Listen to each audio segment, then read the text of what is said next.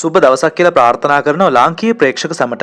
පපුවේ හදගැස්ම වැඩි කරපු ඉතා තීරණාත්මක තරගයක් ඊයේ අවාසනාවන්ත විදියට ශ්‍රී ලංකා ඒ කණ්ඩායමට පරාද වීමට සිදු වුණේ විනිසුරුවන්ගේ ඇතැම් දුර්වල තීරණ නිසා. ඒ තීරණ නොවන්න ශ්‍රී ලංකා කණ්ඩායම අවසන් මහා තරගයට සුසුකම් ලබනවා. නායකත්වයේ තරුගුණ සහ වගකීම් සහගත බව පෙන්වමින් දුනිත් වෙල්ලාලගේ මේ තරගාවලිය පුරාවටම ශ්‍රී ලංකා කණ්ඩායම ඉතා හොඳින් මෙහෙවනු ලැබුවා. මිලාන් රත්නායක අපිට කතා නොකරම් බැරි චරිතයක්. මිලාන්ව දකිද්දී මිලාන් ක්‍රීඩා කරද්දී අපිට සිහියට නැගෙන්නේ මීට වසර 7කට පමණ පෙර සිටි අසම සම ලෝක මට්ටමේ තුන් ඉරියව් ක්‍රීඩක ඇන්ජලෝ මැතිවුස්ව. ඇන්ජිගේ හොඳම කාලය ගැන ආය අමුතුවෙන් අටුවා ටිකා ඕනේ නැහැ. පවර් ප්ලේ එකේ විකට් දෙකක් විතර අනිවාර්යයි. පවර් හිටින් මාස්ටර් කෙනෙක්. ඇන්ජි තිසර ගියාට පස්සේ ඒ අඩුව පුරවන්න ලංකාවේ කිසිම ක්‍රීඩකයෙක්ට බැරි වුණා. නමුත් මිලාන්ව දකිද්දී නැවතත් ඒ විශ්වාසය ඇති වෙනවා. චරිත්ගේ T20 පොසිෂන් එකට ගැලපෙන ඕල් රවුන්ඩර් මිලාන් රත්නායක කාලයත් සමග ඇන්ජිව අපිට ආයෙමත් T20 පිටියේදී බලා ගන්න පුළුවන් වෙයි. ඒ මිලාන් රත්නායකගේ රූපයෙන් ඇතැම් විට ඔහු ඇන්ජිවත් අභිබවා යාවි.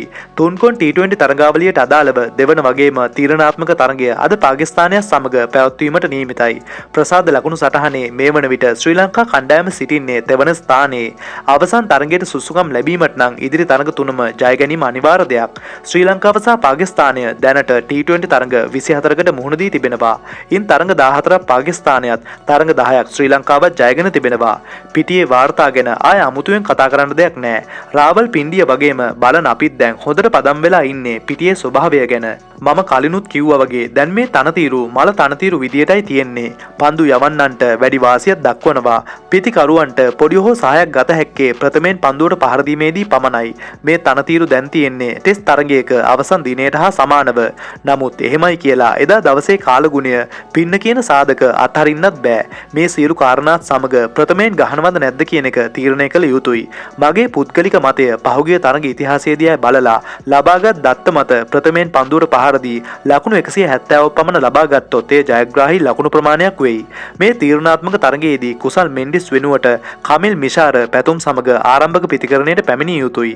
නමුත් පුහුණුකරු සහ යථාර්ථවාදී නොවන ප්‍රැක්ටිකල් කියන නමවත් අහලා නැති අපේ විශ්ලේෂකයෝ මේක කරොත් තමයි පුදුමේ.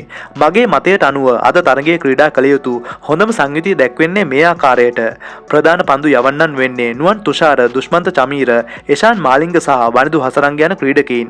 දසුන් කමිදු සහ කමිල් අමතර පන්දු වාර යවිය යුතුමයි.